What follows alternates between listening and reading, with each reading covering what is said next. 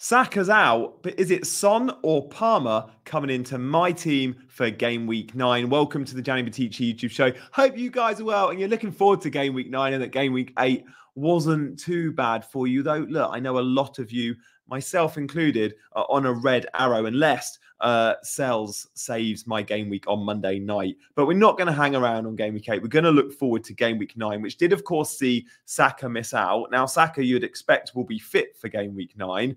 Regardless of that, knowing the Arsenal fixtures, many will be looking to ship him on. For Palmer, possibly for Foden with Southampton up next if you think he'll start, but certainly for Heung-min Son. We're going to have a closer look at those three players in this early thoughts video. Guys, if you fancy showing your support nice and early, do hit that like button, but also it'd mean a lot to me if you fancy hitting that subscribe button for the first time as well. Thank you guys, as always, for your support, and I hope you continue to watch my streams live and my videos on catch up. So look, let's have a look at my bus team. This is how I'm set before I make a transfer.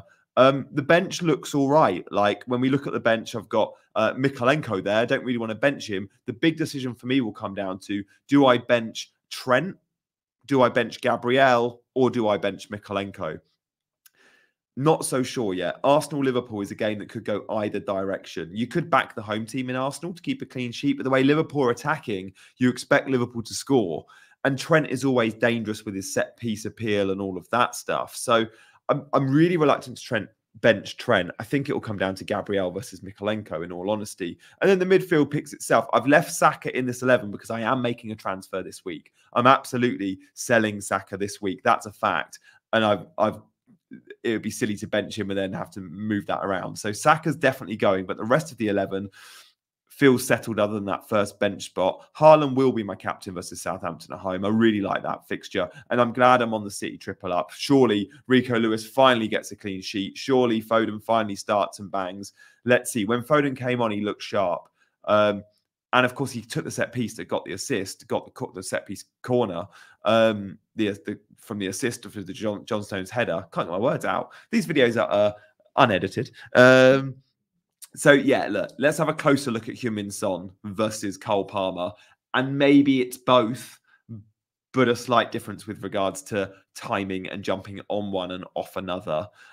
Before we do, guys, shout out to OneFootball, who sponsor today's show. OneFootball genuinely is my go-to football app. If it's not yours, then do consider checking the OneFootball app out. It's free, obviously, like all the football apps. You might have FOTMob, you might have SofaScore. OneFootball is my personal favorite. It's great for the Premier League. It's great for Serie A and European football. Like if you want Champions League news, it's all on there. But also, not just the data, not just the fixtures and the live score element, but the news. But for me, the short video clips that OneFootball do better than anyone else. If you want to see who scored a goal on Wednesday night, you just see the 60-second video clip. It's there on the OneFootball app. It's a brilliant resource. Make sure you download it. Link in the description. So here's my team in terms of list view. This is really interesting because I have the exact funds for Cole Palmer in, Bukayo Saka out. Now, I've got the exact funds, but I can also afford a Saka price drop. And if that happens, it doesn't make a difference to my sale price.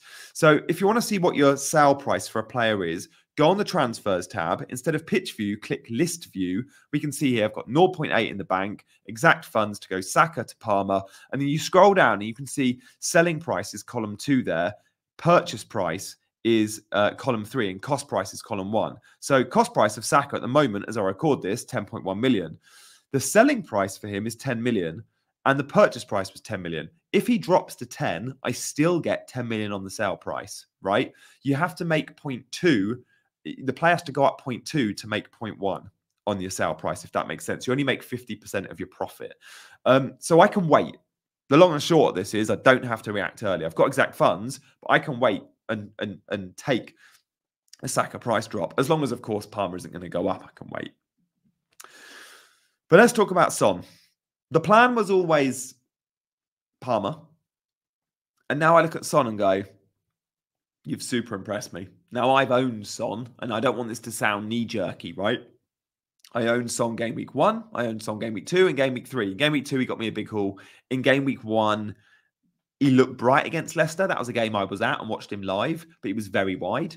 And game week 3, disappointing again. Now, he was very wide again against West Ham, and the game state definitely worked in his favour. But he could have had a hat-trick if he had stayed on the pitch longer, because his first game back, 70 minutes, he probably would have got another return. He hit the post. He looked so good. Son was playing with real swagger, and we still think, of course, he'll be on penalties over Solanke, or I certainly do. So Son is definitely on my radar. There's a nice fixture swing between Son and Palmer, which I'll show you in just a second. This was the heat map from Fantasy Football Scout. And guys, if you want to see the Scout members area out, there's a link in the description. But straight away, I was like, oh, let's look at his heat map. Quite a few touches in the box, a lot of touches just outside the box. The assist threat is big, but the goal threat was bigger than normal for Son against West Ham. And when we look at his next few fixtures, boy, are they good. It's Crystal Palace next, away. That's good. Aston Villa at home is really good. That's always a good fixture. And then it's the Gameweek 11 fixture. You really want him. It's Ipswich. Now, after that, he plays City and Fulham. Gameweek 12 could be a good exit point for Heung-min Son. You could sell him for City away. Absolutely, you could sell him for City away. You could have him for the next 3 weeks only. And maybe this season it's about moving around your premiums. And in Game Week 12, guess who was a really good fixture? Cole Palmer. In Game Week 12, you'd be jumping on Cole Palmer in game for Leicester away, Aston Villa at home. And then it's an awesome run for Cole Palmer. It's a sea of green. My plan was to jump on Cole Palmer early, though. And Game Week 9, I think, is a good one for Cole Palmer too. And I'm genuinely 50-50 on whether I go Son or whether I go Palmer. Everyone will say chase the fixture. Everyone will say go Son. And they'll be reacting to what we just saw in Game Week 8, where Son clearly was the standout option. But we can't forget what Cole Palmer's done. Look back in Game Week 6, 25 points. Like he's had a couple of mega hauls this season. He could have a mega haul against Newcastle. He could have a mega haul against Man United. Could he mega haul against Arsenal? Unlikely. Game Week 11, that's a tough fixture. But 9 and 10 aren't bad. But it's from 12 you really need him. So I do have an opportunity there to go Son, then on to Palmer. It's the same slot, right? I'm not so sure. I was like 90% sure I was going to make this move, Cole Palmer in, until I saw Spurs and Son again and thought, do I just chase the fixtures? And the pattern, the balance there is so good. Excuse me, guys. I'm so sorry. I've got a really rough throat. And as I said, not editing this one. So I could have muted, but I wasn't quick enough. If you're listening on podcast, apologies, spluttering all over the place. Guys, if you're enjoying the show and you want to show support for me on my deathbed, do show the support by hitting that subscribe button. Obviously, and I look forward to seeing your comments as well. So look, this is the bus team. Of course, what does this look like if Palmer comes in? What does this look like if Son comes in? Well, the same, because Saka slot is that player. I'm not selling Foden. I know he was benching 8, and I know Foden's now really risky. Is there an exit strategy for Foden? Maybe there just is. Like, maybe I look at Foden and go, okay, it'd be silly to sell versus Southampton, because if you do start, that's a massive fixture. But Foden for Game Week 10 versus Bournemouth and Brighton away, 10 and 11, and then it's Spurs, Liverpool. I don't see myself having Foden long-term, unfortunately. I've just bought him in. I think Pep showed us in Game Week 8 that there's no guarantees. And he played Gundogan and Bernardo Silva, Doku and Savio wide. Foden's so far off first choice, and I don't think enough has been made of that. And I don't think we really knew that until Sunday. But we do know that now.